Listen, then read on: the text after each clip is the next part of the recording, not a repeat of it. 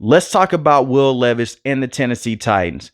The Tennessee Titans, in my opinion, are the dark horse of the AFC South. Not too many people really talk about the Tennessee Titans because they feel like they're in a rebuilding type of situation. But they brought in some key names like Calvin Ridley, Lord Cushenberry from the Denver Broncos, who has been a very good center over the last couple of years. You also bring in L'Jarius Sneed. All of those names, they feel an immediate need with the Tennessee Titans. So let's get straight into it. We got to see Will Levis start games last season, and he looked very good before he would go out there and deal with his own injuries. The offensive line was abysmal. It was easily the worst offensive line unit in the NFL. Yes, Bryce Young was one of the most sacked quarterbacks in the NFL next to Sam Howell, but on the down-to-down basis, this offensive line was abysmal. They were terrible. But Will Levis went out there and he did his thing. Did he have a lot of plays that make you scratch your head and say, hey, that should have been intercepted? Sure. But at the same time, he got the most out of this team that he could. He did not get the first team reps. That went to Ryan Tannehill. He was supposed to be the backup quarterback, and he was battling for that position with Malik Willis. If we rewind a little bit, when Ryan Tannehill first went down with that ankle injury last season, they went in with Malik Willis.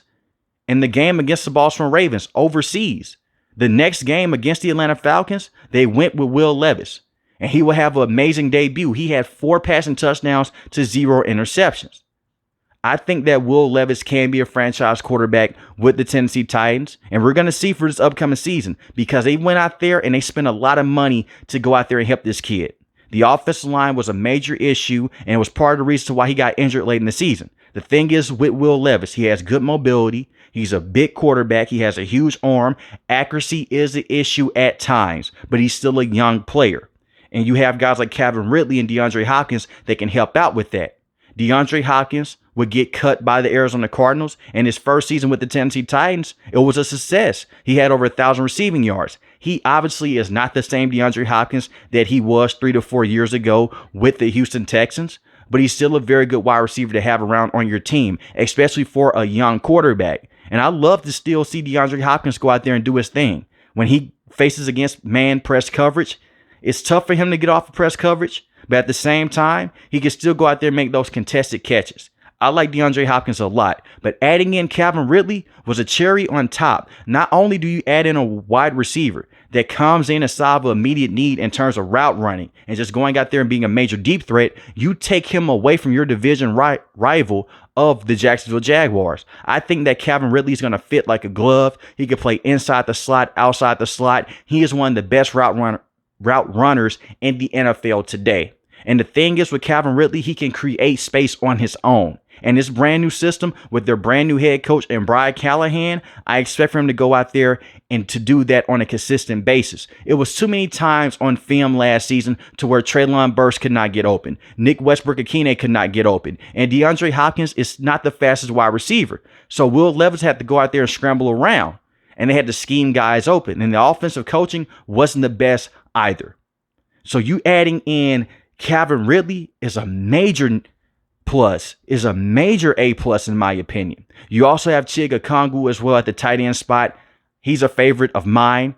He's not a star tight end just yet, but I do believe that he could be a star receiving tight end in the NFL in the next couple of years. He's just a good tight end. He's not the best blocker. I think the best blocker and the best complete tight end is Josh Wiley. But in terms of just being that top receiving threat, it would be Chig Okongwu. Will he have drops here and there? Yes, he will, but he's still a young player that you can build around in that tight end room. They also went out there and they added some names in the running back room as well. Tyjae Spears was a rookie last season.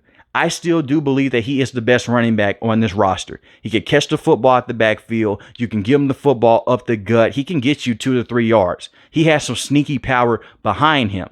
They added in Tony Pollard, which shocked the hell out of me because I believe that Tyjae Spears could hold it down on his own and he could have him and Hassan Haskins. Now, Hassan Haskins is not one of the best running backs to have around, but as a rotational back, it's not a bad running back to have. But adding in Tony Pollard, that's a very interesting wrinkle.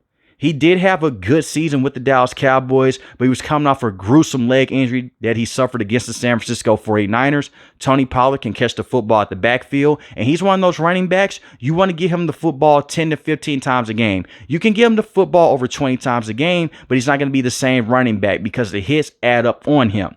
The speed does decrease. Doesn't mean that he can't be a quality running back after he's getting hit consecutively, because we saw him be the leading running back with the Dallas Cowboys this previous season when they moved off of Ezekiel Elliott. I do believe that Tony Pollard and Tajay Spears are going to be a very good 1-2 combo in that backfield. They're going to miss the aggressiveness of having Derrick Henry, but I do believe that the strength of the Tennessee Titans is going to be their wide receivers and their running backs. The offensive line is still a question mark because of the young players that they have, and we're going to get into that right now. With them adding in those wide receivers, and I'm going to get back to the wide receivers in just a second, but with them adding in Calvin Ridley and adding in Tajay Spears from last season when he was a rookie and adding in Tony Pollard, the offensive line has to work here. If this offensive line does not go up to that next level, this does not work. This will not be able to work. Will Levis needs time to go out there and find the wide receivers. You bring in a brand new tackle in J.C. Latham, you hope that he could be your franchise tackle.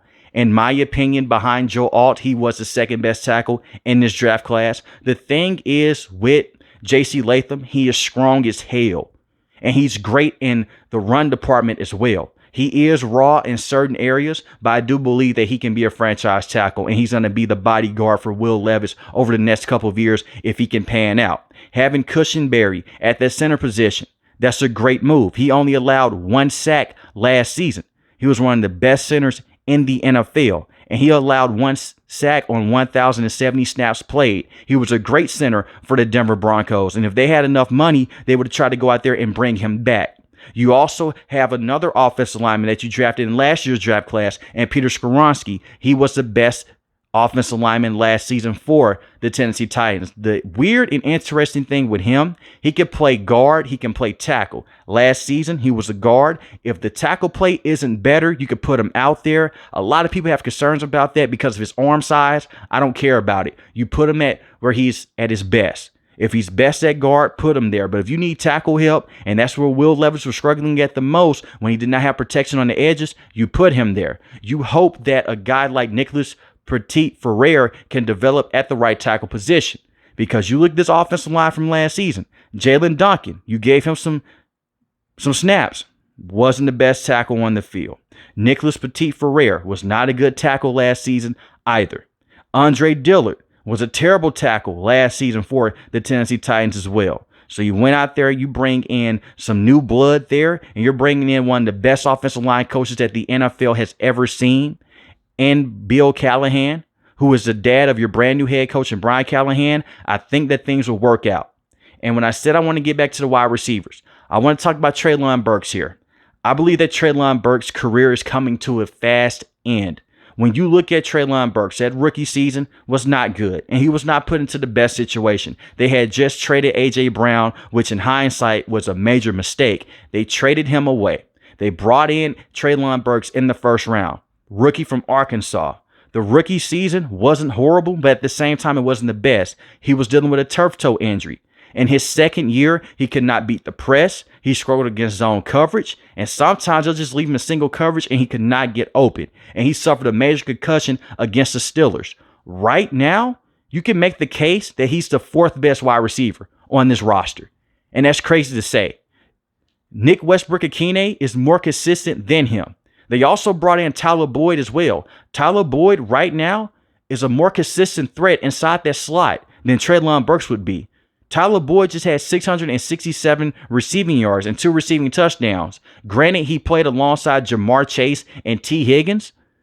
But when you look at this wide receiving core, Treylon Burks may be one of the worst wide receivers on this roster. And that sucks because he was just a first-round pick. Hopefully he can develop, because we all know that DeAndre Hopkins is not going to be here for the next 3 to 4 years. Calvin Ridley can be. But after that is Nick Westbrook-Akine. Then you'll say it's Tyler Boyd. And then what? Kyle Phillips. And Kyle Phillips has been a more consistent playmaker than Treylon Burks. And this is coming from a guy that really likes Treylon Burks' skill set. He drops a lot of passes and he can't get open. He is a big body, but he doesn't make big body plays. And that's what's hurting him. And I'm afraid that he will not get that opportunity with this brand new coaching staff because they did not select him. And this general manager and Rand did not select him either.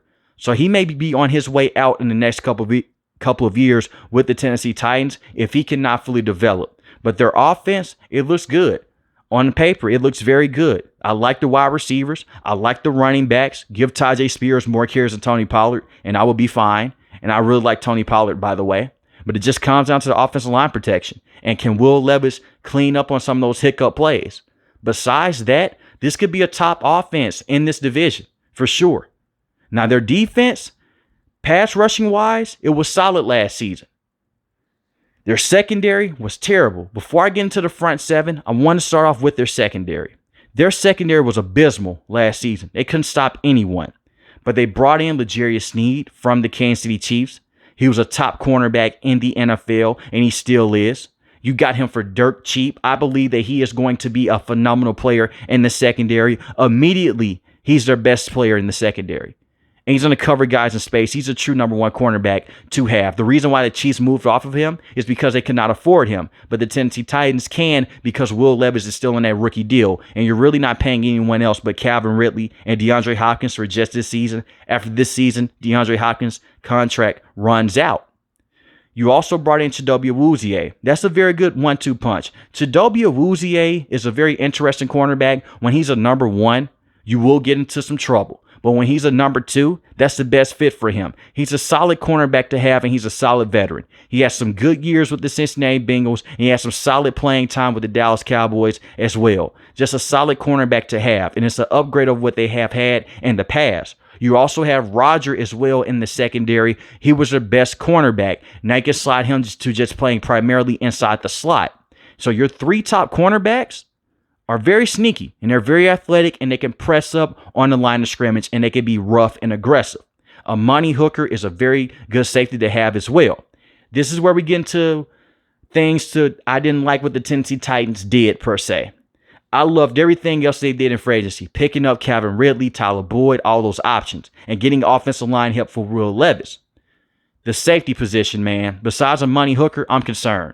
They signed Jamal Adams and Quandre Diggs. And I understand that this coaching staff on the defensive side, they helped Jamal Adams with the New York Jets to where he was a top safety in the NFL at that time. Jamal Adams does not have it anymore as a safety. I just don't see it. He is a linebacker. He's an in-box safety. That's it. He got exposed badly with the Seattle Seahawks. And you can say that they did not put him into the right situations early on. Later on in the last couple of years, when he was able to stay healthy because he's dealt with injuries as well, they put him inside the box.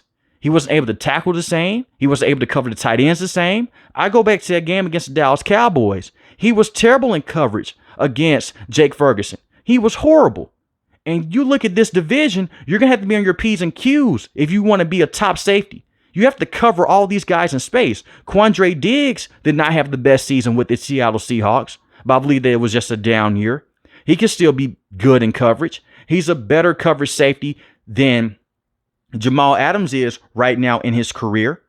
But Jamal Adams, if he's going to be a starting safety, teams are going to pick on him over and over again because he is the weak link in the secondary. And obviously he still wants to play safety because he said part of the reason why he left the Seattle Seahawks is because they wanted him to play more linebacker, and he doesn't want to do it.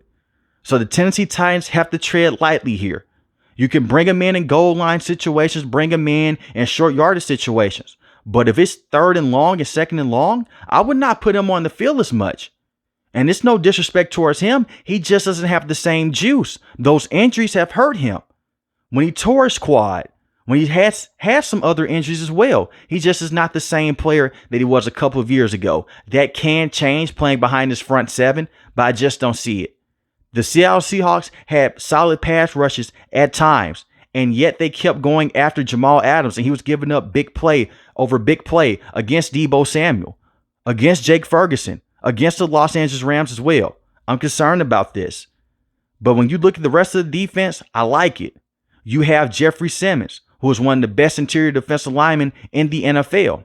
You pair him up with Tavondre Sweat, who you just drafted in the second round. He's going to be a very good defensive tackle to have alongside Jeffrey Simmons. They can go out there and they can stop the run now, and they can be aggressive. They're going to make teams one-dimensional. They're going to try to make them go out there and try to test that secondary with L'Jarius Sneed and try to test that secondary with Roger and Chidobe Awuzie. And when you make teams one-dimensional, they don't like it, especially in this division. You take that run game away and you can pin your ears back with Harold Landry and crew, then you could be on to something.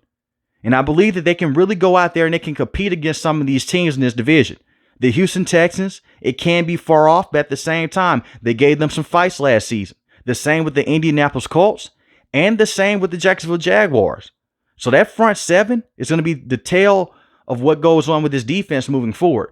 But I do believe that those guys in that front seven, they're going to be in a very good situation. You have Arden Key as well. He's a solid pass rusher to have. He has 6 sacks last season, 2 forced fumbles. Kenneth Murray is a solid linebacker. He's not one of the best options to have, but he's not horrible. I like his game a lot. Harold Landry, he came off that torn ACL, and he had 10.5 sacks last season. He hasn't missed a beat. And I think that he's a top pass rusher in this division. So the pieces that they have are good enough to go out there and compete on a week-to-week basis. Their defense may be their strong suit, looking at it on paper, because of how tough it's going to be to run the football and try to go out there and try to get guys open. L'Jarius needs a top corner. Chidobe Awuzie is going to hold things down as well. I'm just worried about that safety position alongside of Money Hooker. That's it. Besides that, their defense looks very good. I'm not worried about the linebackers per se. A lot of insiders say that the linebackers are the weak point of the team. The linebackers just have to go out there and tackle and just cover in space. Those 2 defensive tackles with Harold Landry, they're going to go out there and get a lot of pass rush. When you're getting rushed up the middle, most quarterbacks hate that because you cannot step up inside the pocket. And then you try to go to the outside, you try to drift to the right, try to drift to the left. Then Harold Landry can go out there and he can get you. Will they miss some pieces like Denico Autry? Yes, they will.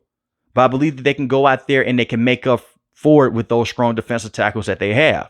But let me know in the comment section below, how do you guys feel about Will Levis and the Tennessee Titans? And do you believe that they can make the NFL playoffs out of this division? If you're new to the channel, hit the subscribe button. If you like the video, hit the like button. Most importantly, want each and every last one of you guys stay safe, stay positive. Thanks for watching the video, guys. God bless. Peace.